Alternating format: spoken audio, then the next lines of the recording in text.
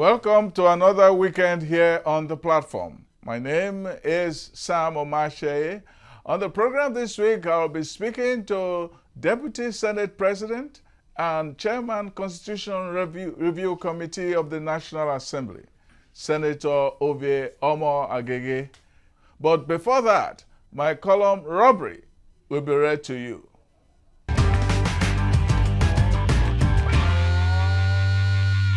All I'm asking for is for both sides to eschew violence, agree to work together. Perhaps only in Edo State can a monarch bring political titans under the royal roof in the way the Oba of Benin did recently.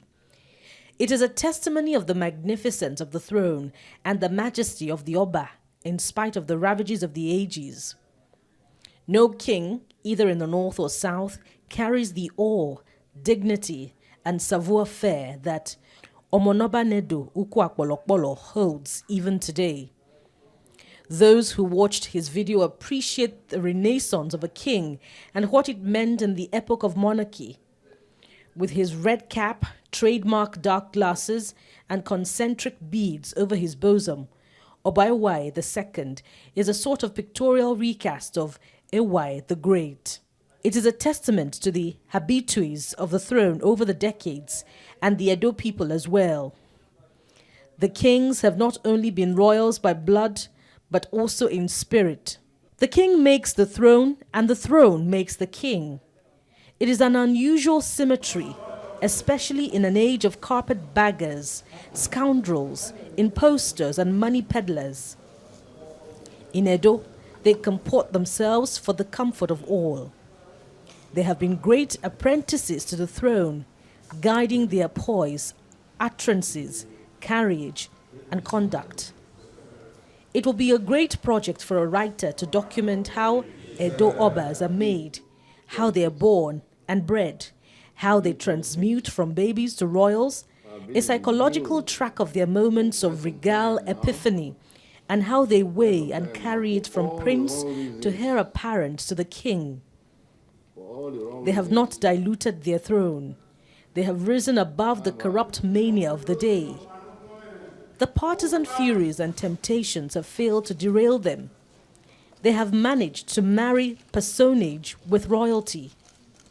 In spite of the so-called subversion and accretion of Western knowledge and the insidious refinement of the democratic ethos, the Edo people have been able to shield the monarchy from the onslaughts of the republican spirit.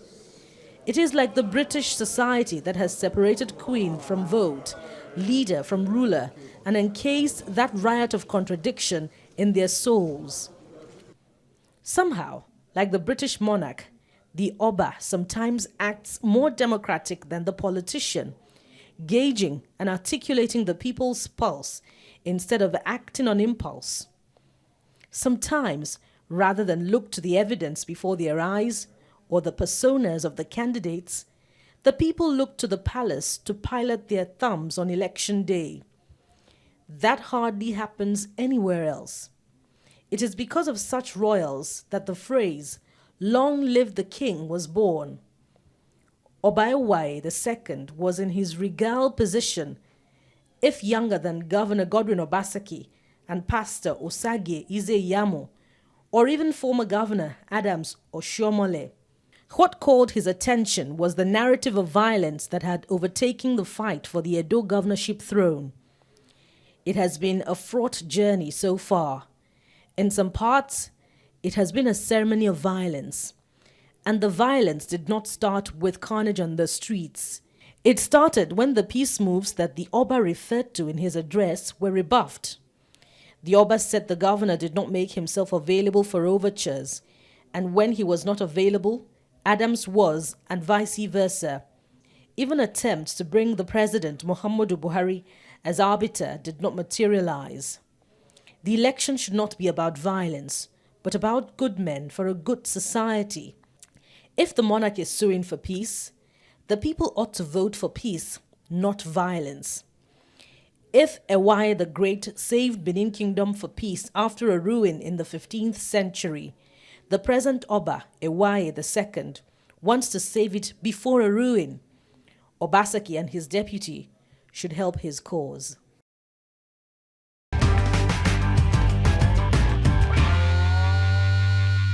What have been the sticking points so far in your work? What are the areas of great enthusiasm or even controversy so far based on what you are collating so far? Well, we've not actually gone through what has been submitted. We gave 14 days. Okay. The 14 days has not expired. That's 14 days from the date of publication. Yeah. It has not expired yet. So we actually, as I speak to you, I'm not even privy to the submissions made. But let me tell you this, even in the absence of that, or while waiting for those submissions, let me make this clear that we already have a lot in our data bank.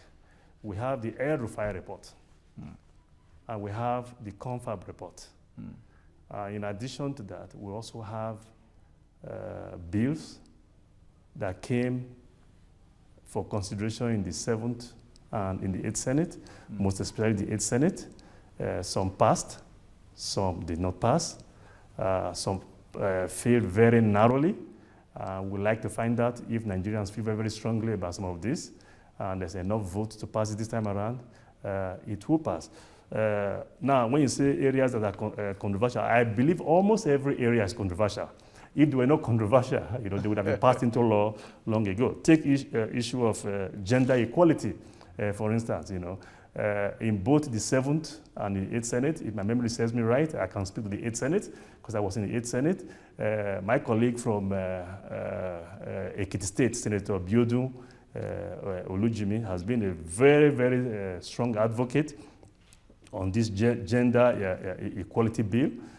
It is a bill that has been generating a lot of enthusiasm, but it's also a bill that has a lot of very, very powerful people who are opposed to this bill.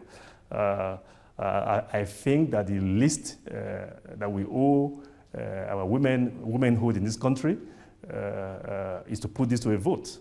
This country is dynamic. That this bill failed in the 7th Senate, that it failed in the 8th Senate. There's no guarantee that it will also fail in the 9th Senate. It's possible that the Nigerian people may have a different view today. But it's a controversial bill, there's no doubt about that, and that's one of the issues we're looking at. And then, of course, there's also the issue of state police. It's equally very, very controversial, the state police and community policing. This issue also came up in the 8th Assembly during the constitutional review exercise. He also failed. Will he fail this time? We don't know. But the debate has been very, very rife, and I think the proponents of that bill, including that of community policing, yes. I think they're entitled to have their day, before the Nigerian legislature and eventually the state houses of assembly as to whether or not this should move or not. And so too is the issue of immunity. The immunity provisions today as contained in Section 308. There's the divergence of views. Some believe that to the extent that immunity should be there, it should only cover and absolve the beneficiaries of that provision from civil litigation and not necessarily criminal litigation. And even if it were to be criminal, some are saying, okay, maybe it should only it should never cover instances where people are accused of misappropriation of public revenue, for instance. These are all debates. I take no position as I speak. Yeah. But I think the Nigerian people have a right to weigh in and make that call as to whether or not 308 as presently written, and enacted should remain the law, or there should be an amendment to that. And of course, there are also people who have also made the case that we have three arms of government. You have the executive arm represented by Mr. President and the Vice President, and of course at the state level, the governors and the deputy governors, and then the judicial arm, you have the CGN, and the other heads of court, And here in the National Assembly, you have the Senate President, the Speaker, Deputy Senate President, the Deputy Speaker. There are some who are making the case, that this immunity should be extended to them. By the way, I'm not one of them. Let me just make that clear, because that's not my personal view. But this is a view being canvassed, by a lot of our colleagues here in the National Assembly. We need to have the Nigerian people speak to this. You see, whatever powers we weigh today, we derive all of those powers, from the people. Sovereignty belongs to the Nigerian people. And this is about the only opportunity they have to speak to some of these issues. So yes, these are controversial issues, but that's the reason they've not been passed into law, and that is why we have this exercise. And the framers of the Constitution expected and envisaged that it will come to this situation. That was why they provided in Section 9 of the Constitution and gave the power to alter the Constitution in us here in the National Assembly. Well, there's also the issue of the local policing that you said, which is supposed to be very contentious.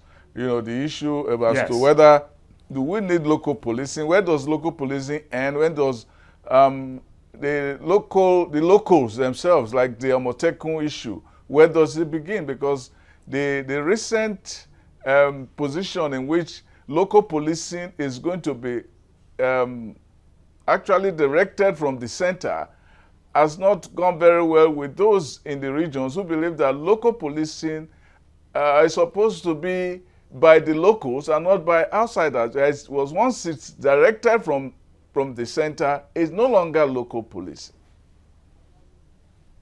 Thank you very much. Let me make this clear again. I take no positions on these matters, but having said that, I'm not so sure about your characterization of the community policing.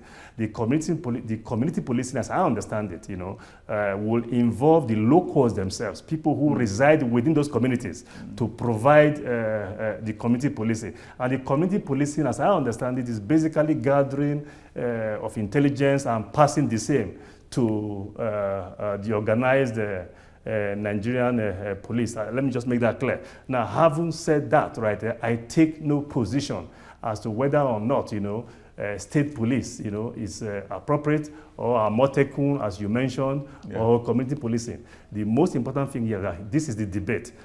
As we speak today, under Section 214 of the Constitution, the only body recognized by the Nigerian Constitution to provide policing is the Nigerian police. So if you're going to veer off that to create either community policing, which is a separate structure, or state police, or Amotekun, or what have you, you must have Section 214 of the Constitution amended. And the people of Nigeria have a right to weigh in and give their views. That is the essence of this exercise.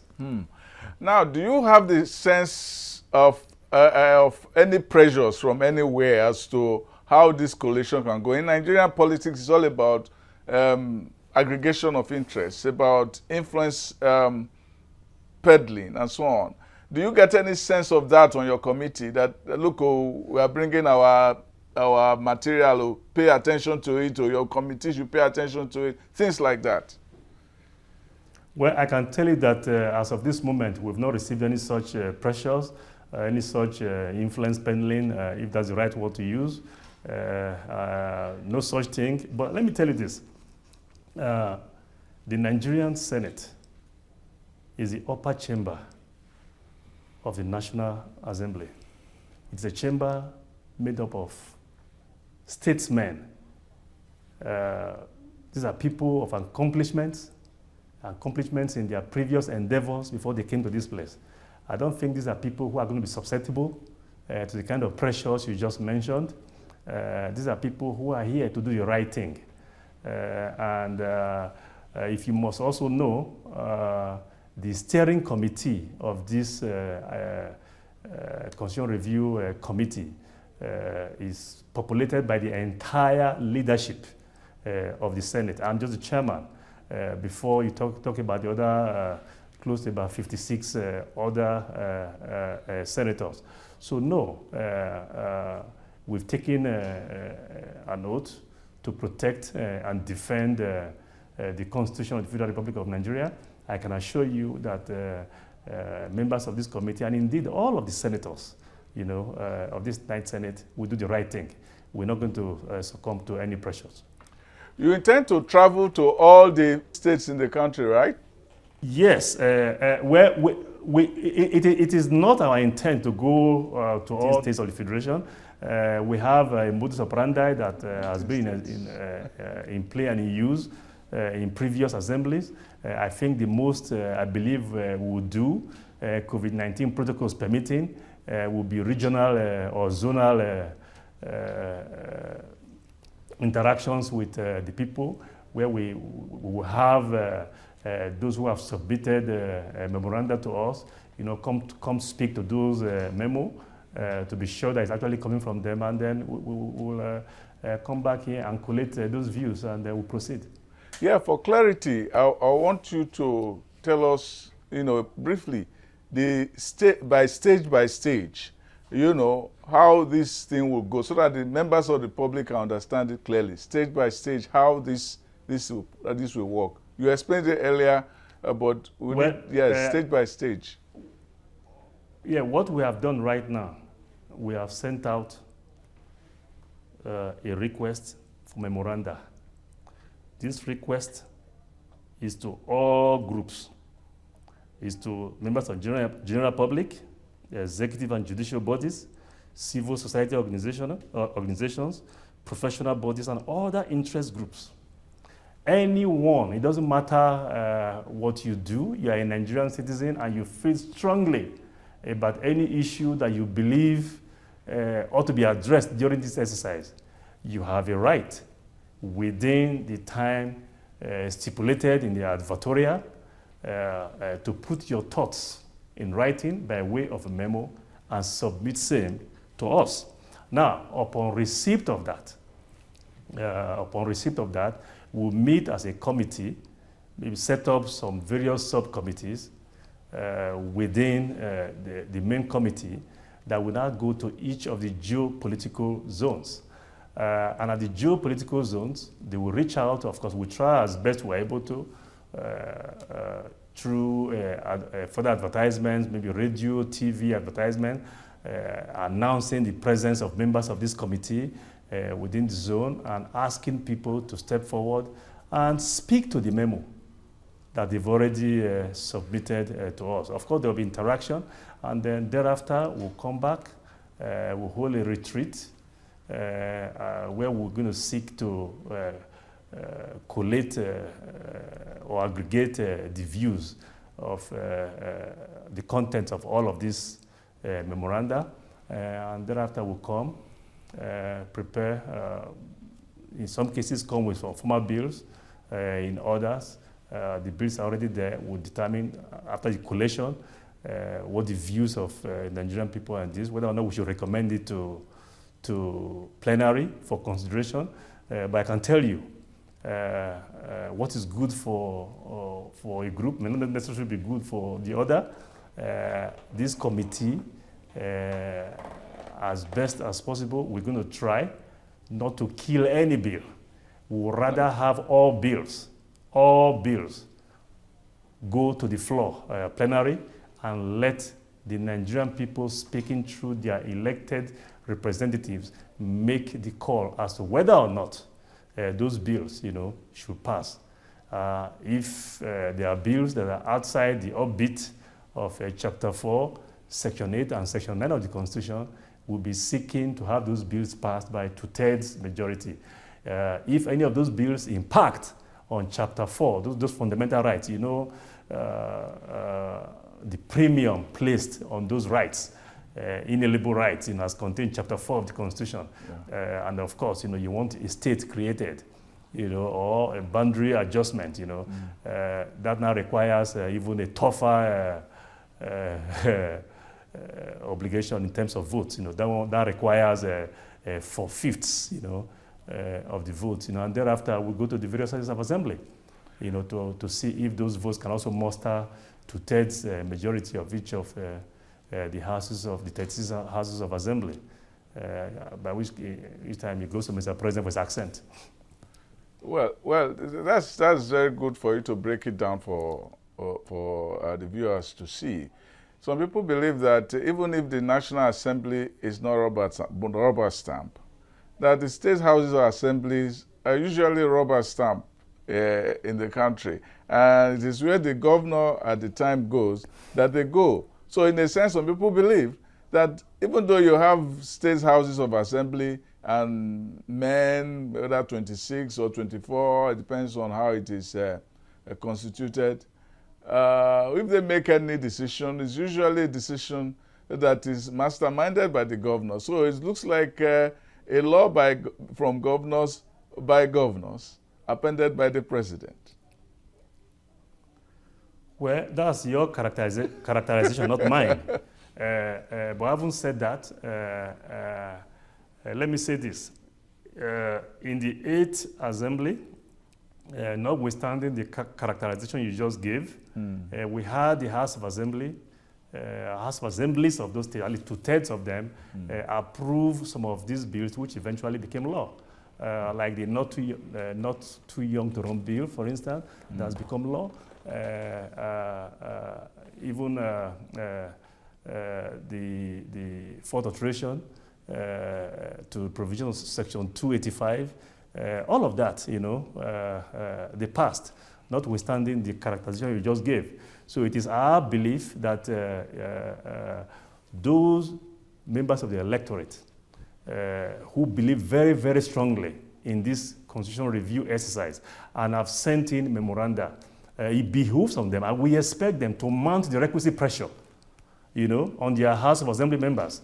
Yes, that relationship you described may exist between some governors and their Houses of Assembly, but it's not in all situations. I think that there could be some issues that are so fundamental to our political well-being, indeed the well-being of those members of the Houses of Assembly you just described, that they will want to take the position espoused by the communities they represent. So I do believe that, in any event, let me also say this, we are also going to be liaising very, very, very seriously, between serious liaison between the National Assembly and the speakers of the various Houses of Assembly. So before the final vote is actually taken, I think we'll be able to have a feel, a read of where we are at. And if it requires some lobbying, of the state governors, so be it. But having said that, you should also know that most of these governors, some of them have already taken a position on some of these issues we are looking at today.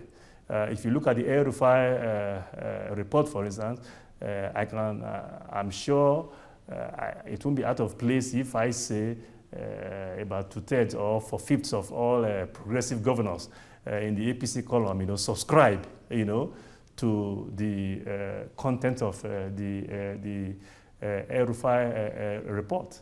And moving from that, I don't, even some of those positions too will also be supported by the non-APC governors. I can tell you, I don't know of any governor in this country today who doesn't believe or subscribe to the idea that the content of the exclusive legislative list isn't too cumbersome, and that there needs to be some sharing of weight. I'm sure practically all governors will subscribe to that. So we can have some of these powers devolved, to the states. Yes, I'm sure there could be issues with respect to local government autonomy.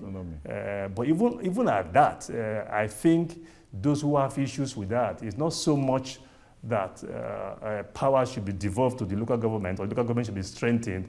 I think the philosophical debate that has ensued and that has enraged and continue to enrage, it's going to rage, is whether or not the local governments, should constitute part of the federating units. There are those who point to other climes, other democracies in the world, most especially the United States, for instance, and they say there are only two federating components, the federal government and the state government, and the local governments or counties, as they are called in the US, are not part of federating units. Structure. Others think otherwise. But beyond that, I don't believe that governors will be opposed to strengthening the local governments to be able to bring dividends of democracy and development to the grassroots. Okay, to round off, I want you to tell me, what is your sense? What is your sense of that responsibility to you now? How heavy is it on your shoulders? Well, I know that Nigerians are looking forward to the outcome of this exercise. It's an exercise I take very, very seriously. It's an exercise that is usually bestowed on the Deputy Senate President and the Deputy Speaker of both houses, unless and until the Senate President or the Speaker believes otherwise, that someone else is better positioned to do the job. But in the judgment of Senator Ahmed Lawan, the President of the Senate, he's known me right from when we both served in the 8th Senate. He believes that this is a job I can competently carry out, and I have my work cut out for me. I will try as much as possible to justify that confidence reposed in me, and also the confidence reposed in me by the Nigerian people through the Delta Central electorate, who re-elected me as a senator to represent them. Thank you very much. We have had Senator Omo-Agege, Deputy Senate President, and he has talked very articulately on this issue of reviewing Nigerian Constitution. Thank you very much for being on this show. Thank you, Sam. Thanks again for having me. Thank you. On Photo Essay this week, from University of Nigeria to University of Biafra, back to University of Nigeria, was in a name. What war has joined together, peace can repair.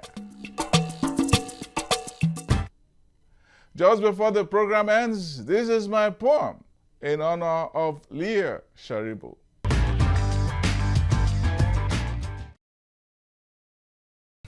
Girls abound like you in places called IDP camps. They have children but no fathers, farms but no food. They know desires only of muscled men.